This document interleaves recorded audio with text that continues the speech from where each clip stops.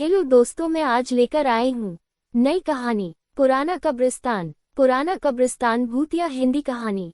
Doji दुखी तो थी ही, पर बहुत परेशान भी हो रही थी।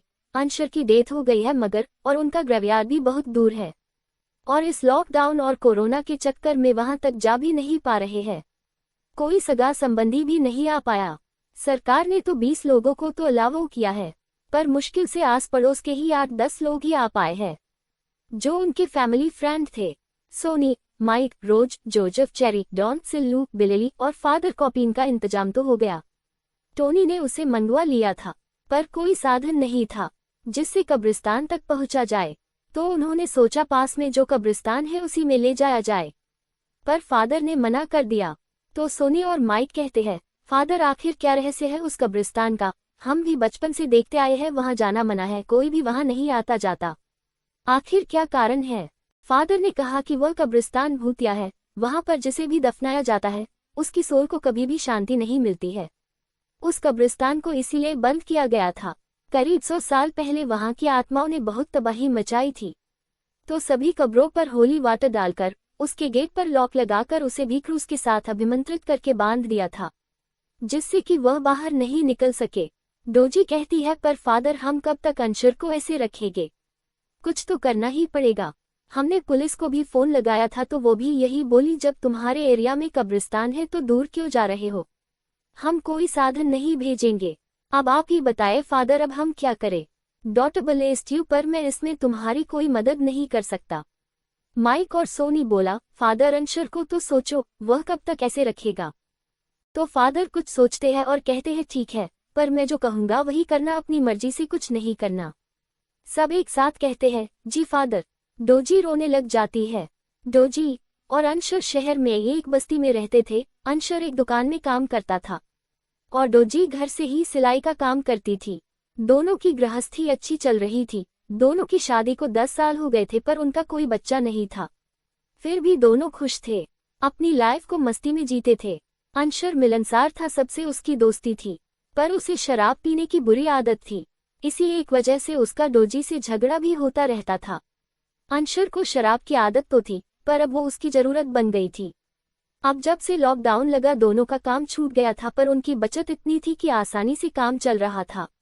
पर अंशर परेशान, उसे शराब नहीं मिल रही थी। कुछ दिन तो घर में रखी थी, उससे कम चला लिया, फिर खत्म हो गई तो बेचैनी होने लगी।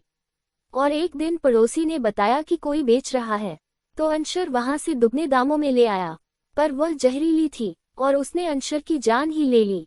रोजी ने खबर करी तो सब आसपास के दोस्त आ गए थे। अब सब लोग कॉपिन को कब्रिस्तान में ले गए।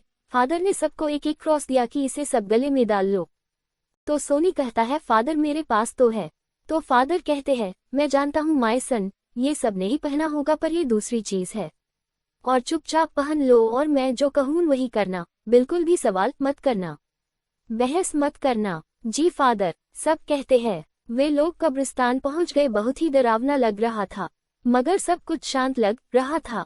फादर ने गेट पर कुछ डाला और कुछ बुदबुदाया, तो सबने देखा कि गेट पर लगा ताला अपने आप खुल गया। पर जैसे ही गेट खुला तेज हवाएं चलने लगी, इतनी कि व्यक्ति हिल जाए। वो लोग बड़ी मुश्किल से संभले, फिर कॉपिन को अंदर ले गए। फादर ने गेट खुला रहने दिया और वहां पर कुछ बुदबुदाते हुए होली वाटर की एक लाइन खींच दी। कब्रिस्तान बहुत बड़ा था। करीब 1 किलोमीटर अंदर जाने के बाद उन्हें ग्रेव नजर आने लगी। उन लोगों ने देखा वहां पर जितनी ग्रेव थी वो सब डैमेज थी, किसी पर भी नाम स्पष्ट नजर नहीं आ रहा था, और अधिकतर तो मिट्टी बन चुकी थी। फादर ने एक जगह बता दी। जेंट्स लोग गड्ढा खोदने लग गए और लेडीज लोग कॉपिन के पास बैठकर अंशर की सोल के लिए प्रे कर रही थी। गड्ढा खुद चुका था, वो लोग कॉपिन को उसमें उतारने लगे। तभी क्या होता है, एकदम से कॉपिन का ढक्कन खुल जाता है और अंशर बाहर निकलने लगता है। तो फादर चिल्लाते हैं, चलो सब बाहर चलो, छोड़ दो इसे, सब बाहर निकलो और कोई भी मुड़कर नहीं देखना, चाहे कुछ भी हो जाए। किसी की भी आवाज सुनाई दे मत सुनना। सभी लोग भागने लगते हैं, तो अंशर की आवाज डोजी को सुनाई देती है। डोजी डार्लिंग, कहाँ जा रही हो? मुझे छोड़कर मत जाओ, इधर आओ, मैं चल नहीं पा रहा हूँ, मैं अंशर हूँ, तुम्हारा हस्बैंड, आ जाओ। डोजी पीछे मुड़कर चली जाती है। अंशर के पास पहुंचती है तो वह कहता है, अरे डोजी, यह गले का क्रॉस उत्तर दो क्यों पहने हो? तो डोजी यंत्रवत उतार देती ही, फिर अंशर उसको किस करता है।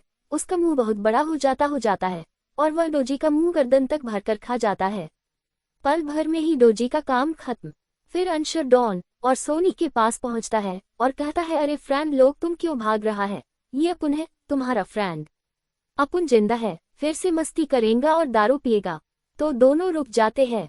फिर अंशर बहुत सारी दारू उनको दिखाता है और कहता है, देखो मेरे पास कितनी है, तुम ये क्रॉस उतारो और चलो अपन पेड़ के नीचे बैठकर पिएंगे। दोनों उतरते ही वैसे ही अंशर सारी बॉटल्स उनके सिर पर फोड़ देता है।